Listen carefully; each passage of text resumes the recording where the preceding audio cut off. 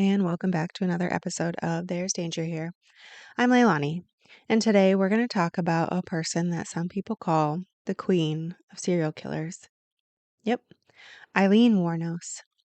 Aileen was born on February 29th, 1956 in Rochester, Michigan, to teenage parents Diane Wournos and Leo Dale Pittman. She had a brother that was 11 months older than she was, named Keith. Leo was a child molester who was committed to a mental institution in Kansas before eventually committing suicide. By all accounts, she was treated poorly as a baby, reportedly abandoned by Diane, found by grandmother Lori at 6 months old in an attic, covered in flies. Aileen was adopted by her grandparents Lori and Britta Wournos at age 4.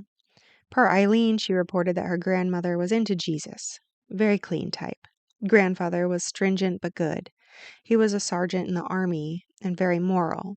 However, all other sources, including Aileen later on, would report that the home was just as abusive as her mother's was.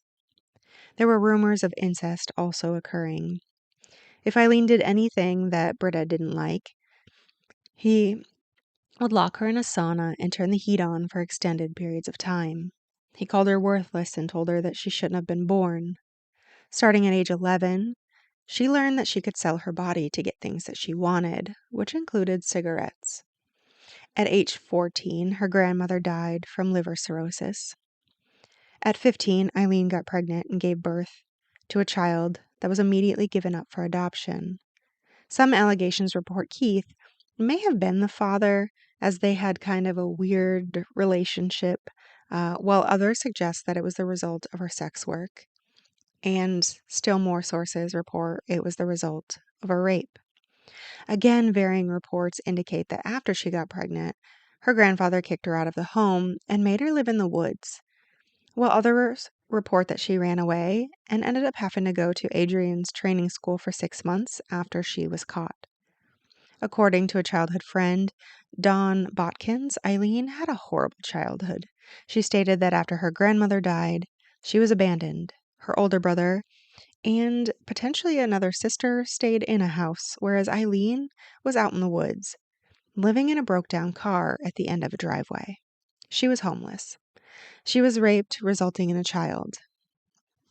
Aileen again reported that after being in training school, she did leave Michigan. She hit the road for almost 4 years nonstop.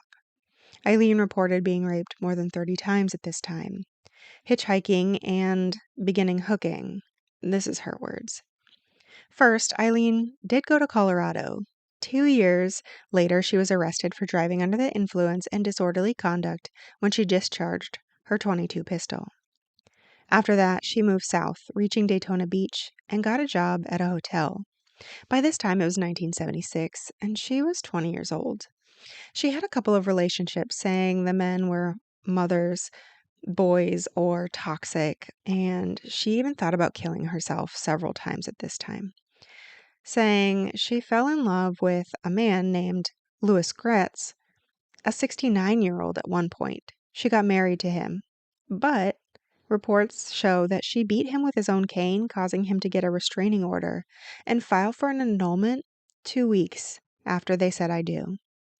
In the same year, she was notified that Keith died of throat cancer. His life insurance paid out $10,000 to her, and she bought guns, cars, and numerous hotel stays, going through the new money in weeks. But she seemed to get used to the lifestyle and started committing armed robberies. In 1981, she was arrested for robbing a convenience store and taking off with $35 and a pack of cigarettes, for which she spent a year in jail. Over the next 10 years, she would be arrested multiple times for things like driving under the influence, assault and battery, and more robbery. In 1984, the 28-year-old moved to the Keys, reportedly stating she wanted to be a quote-unquote beach bum. It was then that she met a woman named Toni and had her first female relationship. They were together for approximately a year when Toni left, according to Aileen. When Toni left, Aileen went back to Daytona, and this is in 1986, and that's when she met Tyria Moore. The two started dating shortly after. Aileen and Tyria were regulars at the Last Resort bar there. The owner said that Aileen was sometimes likened to a bully of others when she wanted another beer, demanding that other patrons get her one rather than asking. In order to provide for Tyria, Aileen reported that she continued sex work and other petty crimes.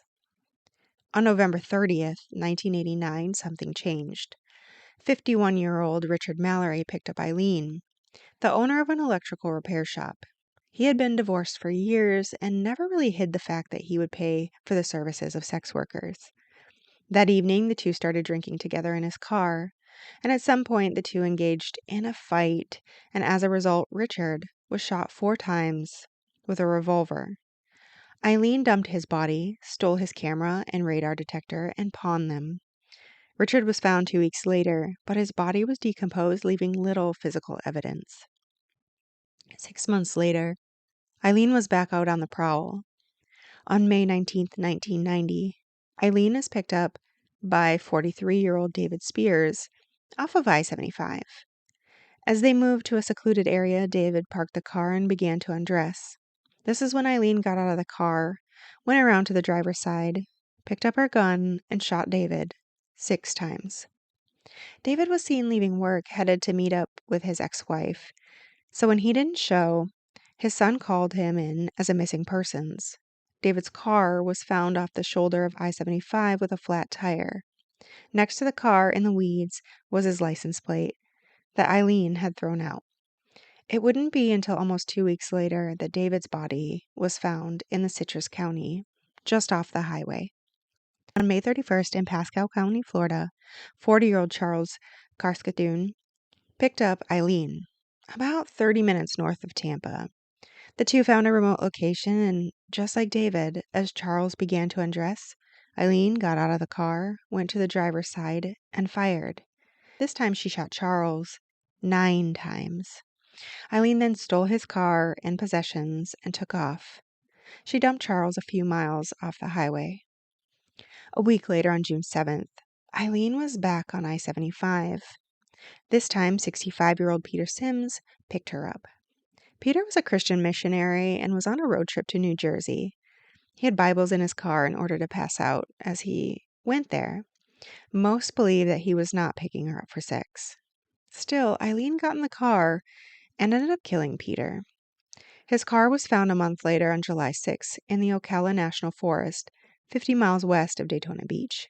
This time Aileen left evidence behind. See, in July 1990, Aileen and Tyria were living in a hotel in Daytona Beach off the money Aileen was getting from robbing these men. They wanted to go see fireworks at the beach and took Peter's car, which was still in Eileen's possession at the time, and began driving. As they were driving, they saw a sign for an Indian reservation, and Tyria wanted to go and attempted to turn, but was going too fast. She went off the road. The car went up on its passenger side, causing the carburetor to flood, and couldn't be restarted. The two women took off on foot. Witnesses to the event called the crash into police, which is how the vehicle was located. Peter has never been found. In the car, police noted the license plate was removed and the driver's seat was all the way forward. Numerous pawn shop tickets were found as well. They took those to the shop and found items from other murder victims there. They also noted a palm print on the driver's side door. From the stolen items recovered at the pawn shops, multiple fingerprints were identified, all of which eventually identified as belonging to Aileen Wournos, easily, because she had a pretty extensive criminal record. But before everything came together, Aileen stayed out, hunting men. On July 30th, 1990, 50-year-old Troy Burress picked up Aileen Wournos. Troy was a delivery man, and after making his run, he headed back to Daytona when he picked up Aileen. Again, they went to a secluded location, and he was shot twice and dumped. 5 days later, on August 4th, Troy was found in the Ocala National Forest. He was dumped off the side of a back road and noted to have 2 bullet wounds. His truck was found 8 miles away, abandoned at a secluded intersection. Steve Binagar, captain with Marion County Sheriff's Office in Ocala, Florida, became in charge of criminal investigations. A month later, on September 12, 1990, 56-year-old Charles Dick Humphreys was the next victim. Dick got out of the car, and so did Aileen. When they got close to each other, Aileen ended up shooting him 7 times. He staggered a few feet before falling down as he succumbed to his injuries. Captain Vinegar believes these cases were related, and as such, he put out a fax blast to all other agencies to see if they had any similar crimes. The response is immediate. Citrus, Pasco, Dixie, Felucia, and it all had at least one person that matched the MO. All white, middle-aged men, all taken as secluded locations and shot with a .22. Many were at close range. 7 men in total. Some scenes recovered used condoms, and one recovered a blonde hair, leading them to believe they were looking for a woman. By the winter of 1990, a task force was created to solve these cases, but still Aileen hadn't been caught yet. On November 19, 1990, 62-year-old Walter Gino Antonio was shot 4 times and his car stolen. 5 days later, his car was found abandoned.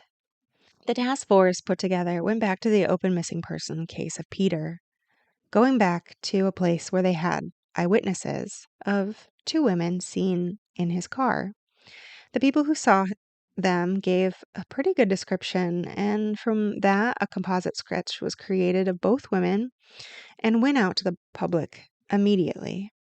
Within an hour, multiple calls came in naming Aileen and Tyria, many of which disclosed that they frequented biker bars in the Daytona area. Undercover police were sent out to many of the bars, finding her, eventually, at her favorite watering hole. She was spotted at the Last Resort bar on January 9, 1991. She got called out of the bar and immediately arrested by police. The heat was also on Tyria, who eventually turned to witness in order to ensure her own immunity. Here, she agreed to have her phone calls recorded to convince Aileen to confess. And on January 16, 1991, Aileen also confessed to detectives for all 7 of the murders. On January 13, 1992, Aileen went to trial for the murder of Richard Mallory first. At trial, Aileen claimed rape and sodomy. She said that she had rubbing alcohol poured into her anus and nose. Years after the trial concluded, she stated she lied about the sodomy, but not the rape. In this trial, a few oddities occurred. First, prosecution was allowed to bring in her other charges, even though she hadn't been convicted. Probably one of the only cases where this was allowed, and they used something called the Williams Rule. Second, the first judge on the case was dismissed because she reported she was going to give Aileen a fair trial. Third, prosecution hid evidence that Richard Mallory did in fact have a previous rape case against him in the past, provided by one of his exes. And so, as this trial goes on and Aileen is talking about the reason for the murder, she ends up getting into some of the other murders as she's talking. She says that Spears had a lead pipe in her hand, assaulting her, and so she killed him as well. The next man was on drugs, and Aileen simply got annoyed and disgusted and killed him. She said she was so drunk she didn't even know half of what was going on. Aileen's trial ended on January 27, 1992, and unsurprisingly, she was found guilty and sentenced to death. After that, she actually ended up pleading guilty to 5 other counts of first-degree murder for which she received the death sentence for each man that she killed in November of 1992. Deidre Hunt was fellow inmate on death row, and she stated Aileen wasn't mentally well. She said it's hard to imagine killing someone who wasn't fully there, and that was Aileen. In July 2001, Aileen ended up giving up all of her appeals. She went in front of a judge and reported that she killed and robbed those men, that she did it cold, and she'd do it again, that she has hate crawling through her system, and she just wanted to be put to death. Governor Jeb Bush signed her death warrant. On October 9, 2002, Aileen's sentence was carried out at 9:47 a.m. via lethal injection. She was the 3rd female to be executed in the state of Florida. And that ends the case of Aileen Wournos, the queen of female serial killers. To all those out there listening, be careful. It's a dangerous world we live in.